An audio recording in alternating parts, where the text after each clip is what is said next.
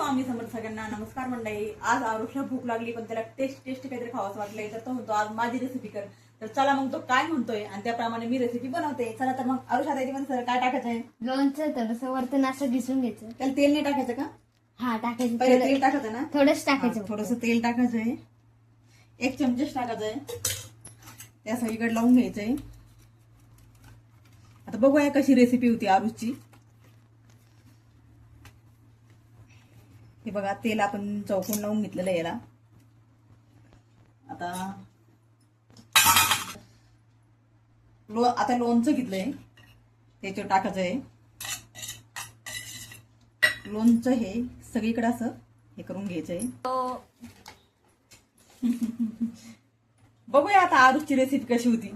पहिले लहानपणी आम्ही असंच खायचो बरं. पोळी घ्यायची. आमच्या वेळेस पोळी पण नसायची. भाकरीवर लोणचं घोसायचं आणि गोल राऊंड करून खायचं. पण आता हा काही वेगळंच सांगतोय. आता बघा याचं काय आता आणखीन वेगळं.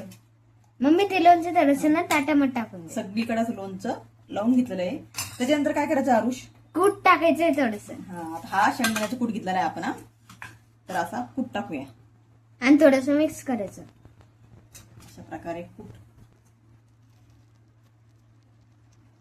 अजून मिक्स करायचं. आता त्याला पण मिक्स करायचं का? आरुष काय करायचं आहे? अजून ते कोथिंबीर थोडंसं वरतून टाकायचं. बघू शकता आरुषची रेसिपी तुम्ही. झालं एवढंच? एवढं सिंपल. हा मग आता मिक्स कोण करून आता. Very good. छान दिसू लागली रे. हे बघा अशा प्रकारे करून घ्यायची. आता बघूया कशी लागती. आम्ही तर फक्त लोणचं पोळीच लावून खायचं रे बाबा.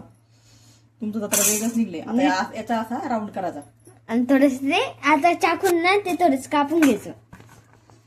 तर त्या अशा प्रकारे राऊंड केलाय आपण. असं कट केलंय. तर तुम्ही बघू शकता कसं झालं. आरुष खाऊन बघ. चल दाखव. आता तू बनवलेली रेसिपी खाऊन दाखव.